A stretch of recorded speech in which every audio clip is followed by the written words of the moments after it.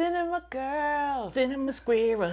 And we're back. And today we are discussing the new film Good Boy, starring Indy.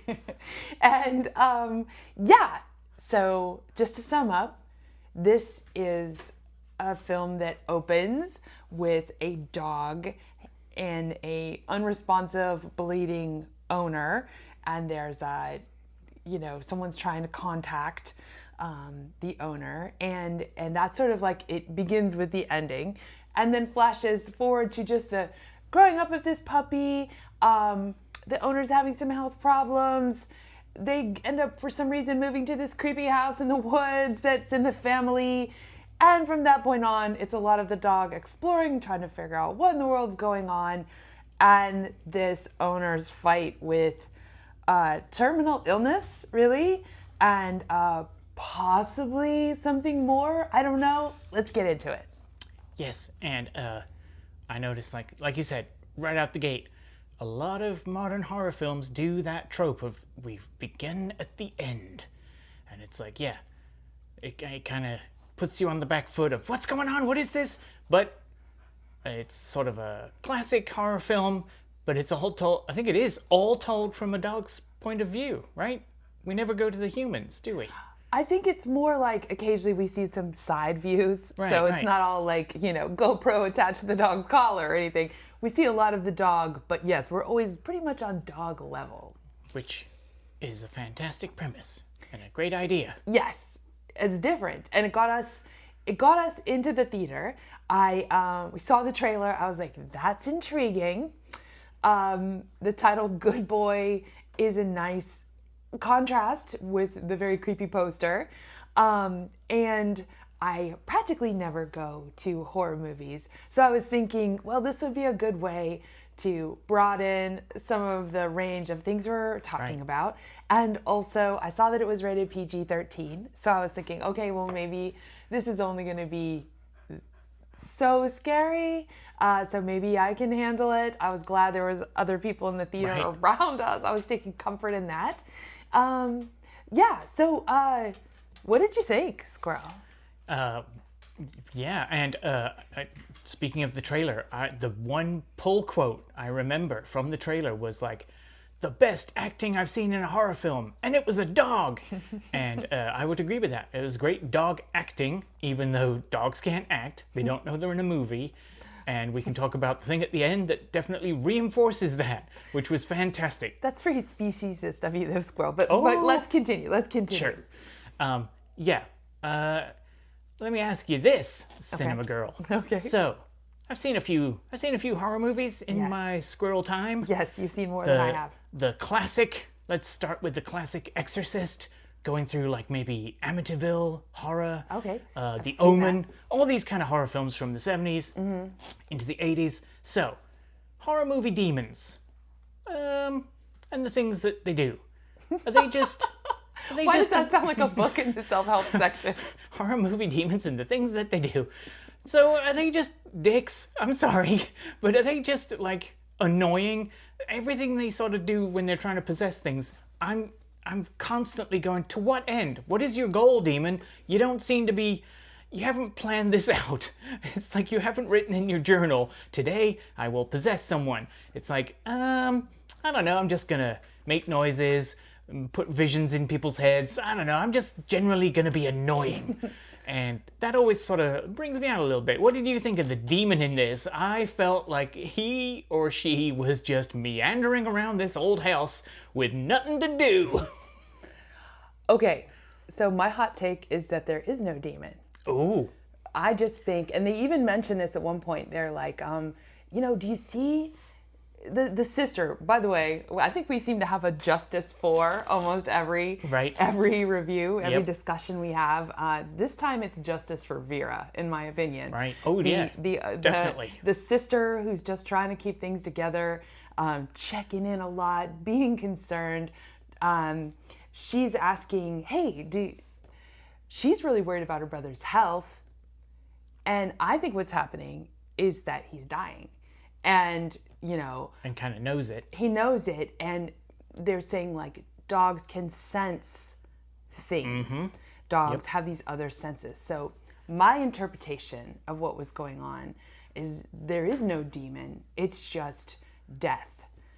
Death is coming for the owner, and the dog is sensing. I like that. That's not a hot take. That's a good take. I like that. And also, maybe the dog can sense spirits, like the other dog that's wandering around, and it's,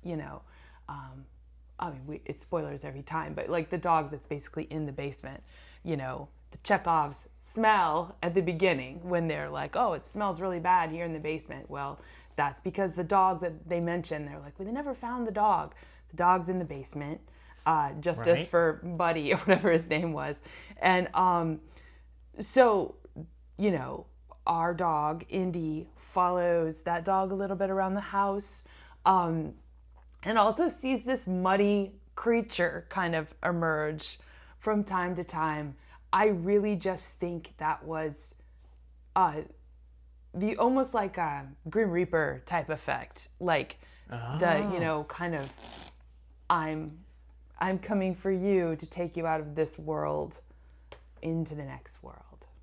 Because I certainly get what you're saying, that from the human, the brother's perspective, and I guess we'll say spoilers, but there's a point where he's looking at himself in bed, and I was like, oh, so has this been all in his head? Like you said, it's not a demon, it's just the inevitability of death coming for him.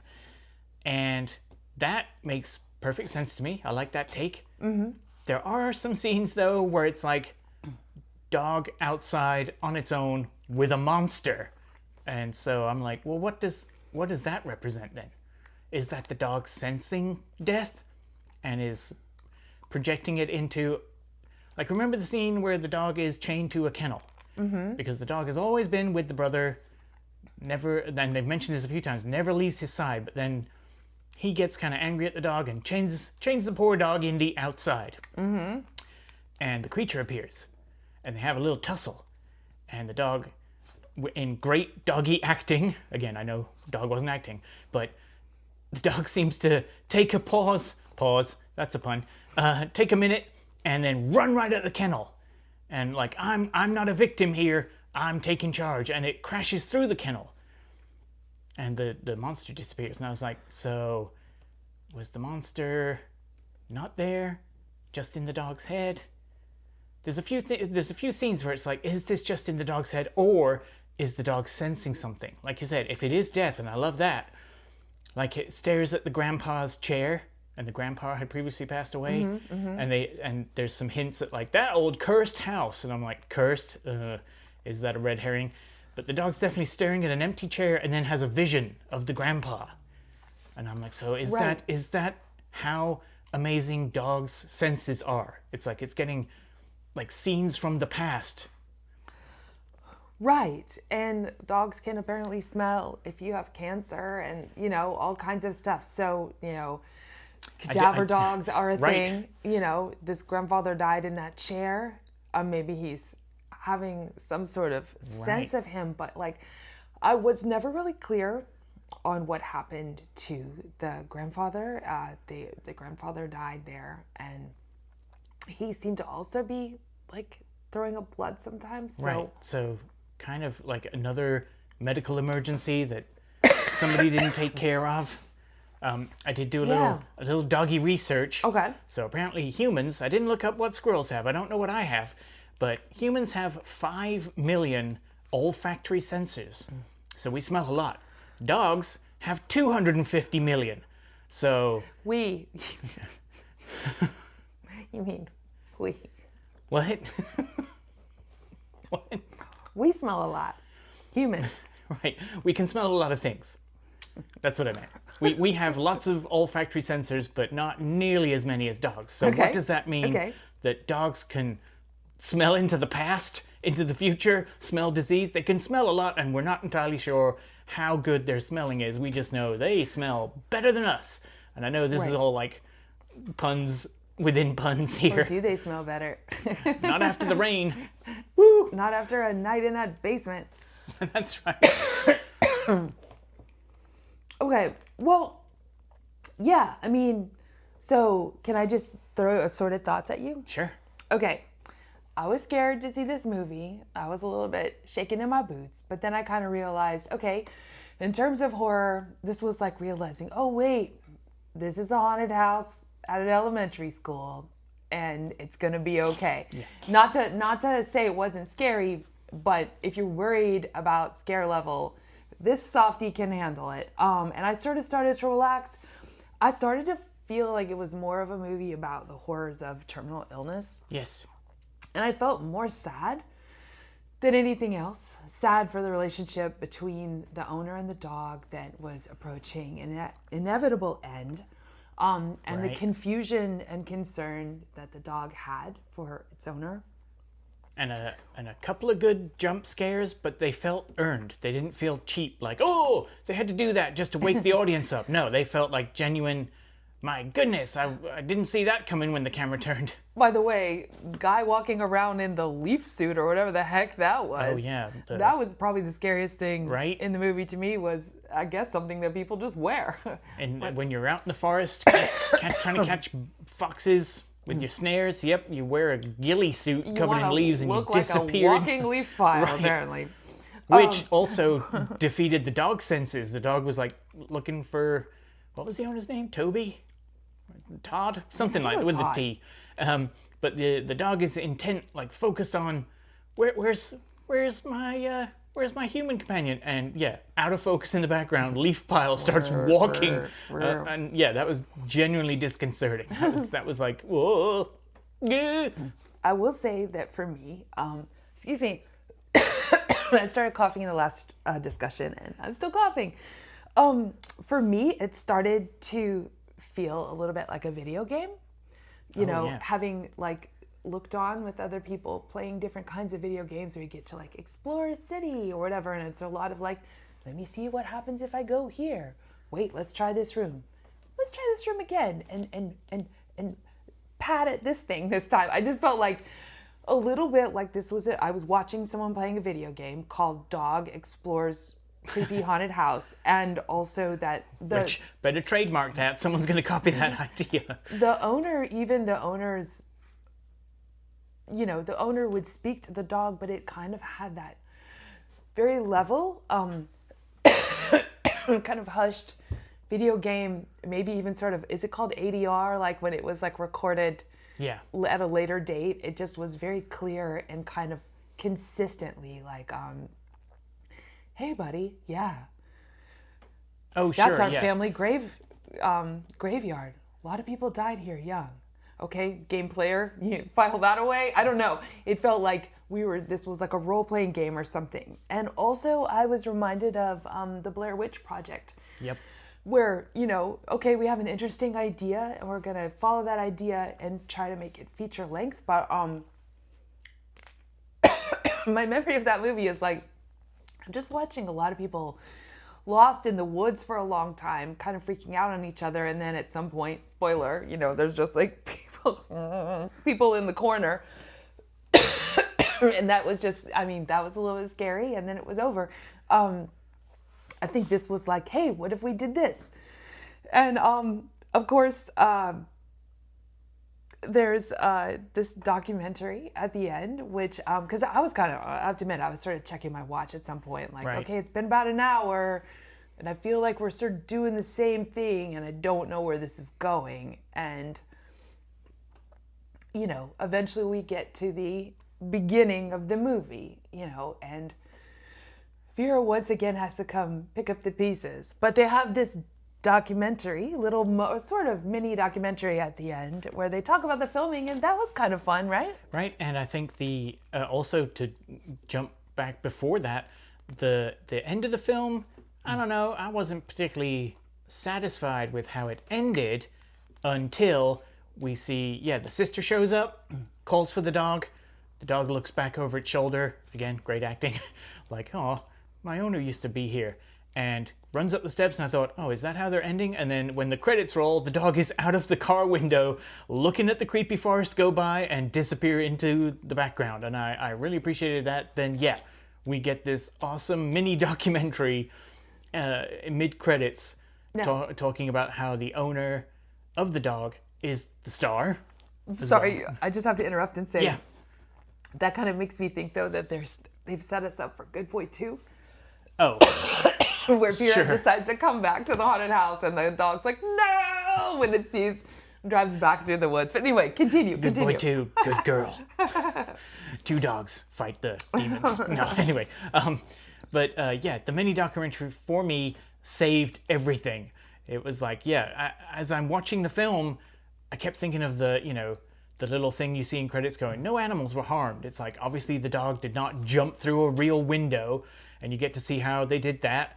And obviously the dog is not acting. It doesn't know it's in a movie. And I love the fact that the mini documentary, the director and his partner both sort of mention that the dog does not know it's in a movie. Here's how we did this. And some of the scenes, some of the shots that are great and you feel for that dog, took them all day to get 8 seconds of footage. And it works. It works for me. I was really invested in Indy and being like, that dog is thinking about things. And maybe off camera someone was going la la la la la to get the dog's attention. Who's a good boy? Who's a good boy? Right. Quack, quack, quack. Yeah. I mean, I thought about it's not even Truman Show. It's like this dog didn't even know anyone was making a movie and putting it in there. I feel like there's probably animals in the wilderness that are more aware that Attenborough is narrating them than this dog knew it was in a movie. Right. I do picture that the filmmaker going to work and people comparing, like, hey, what'd you do last night? We made a little progress on the horror movie we're making with our dog. It took them 3 years. And I think when you look at Indy, there's times when I was like, oh, Indy's really young. And I think there's probably parts where Indy looks younger than other parts. And I noticed, I was like, oh, Indy looks like Indy's about a year or something. Kind of has that young adult look. And then other times looks like a little more solid, And you always hear, like, previous films, they go, well, we had 4 cats to portray 1 cat. So I was thinking that too, like, how many dogs are portraying Indy? Just 1 for 3 years. Wow. Right, it was like Doghood by Linkletter or whatever.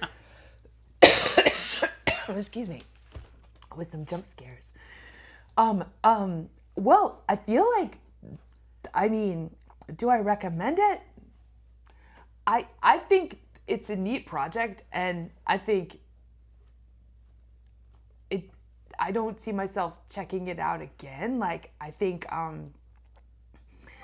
felt like while I was in the theater, I was getting like a little bored with it.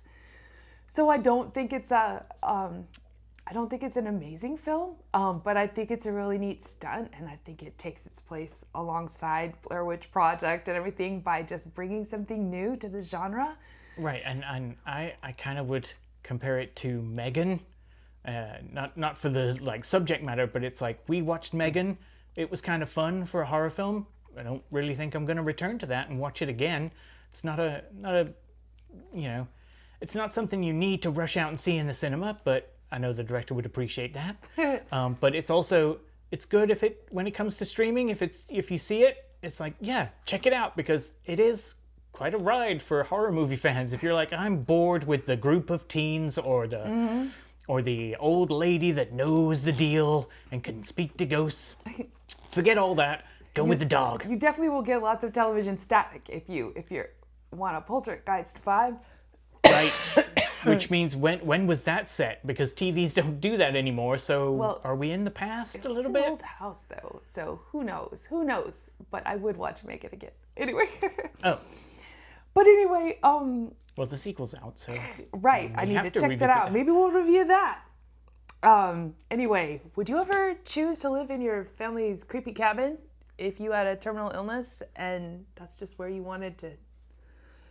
Right, and he was trying to fix it up. Like when we get introduced to Grandpa's creepy cabin in the woods, he's got like plastic sheeting down and never like there are some sort of time jumps where all of a sudden he had a cool rug under the coffee table at one point. I was like, I like that rug. Because it took place in the filmmaker's house over 3 years. They were probably So also decorating their house. They bought a new rug and it was When like, did well, we it's in the see him movie get now. all these plants, but he has plants now. When did he get those?